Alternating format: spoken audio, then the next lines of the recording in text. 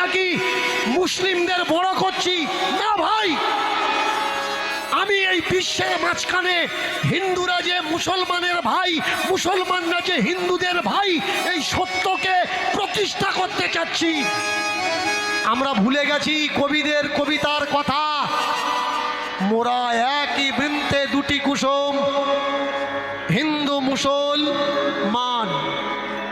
মুসলিম তার নয়নমণি, হিন্দু তাহার প্রাণ। কারা এই মুসলমান? এরা সৌদি থেকে এসছে, আরব থেকে এসছে, পারস থেকে এসছে, অন্য দেশ থেকে, ইরাক, ইরান থেকে এসছে না। এরা আমাদেরই ভাই, ভাই, এরা আমাদেরই ভাই।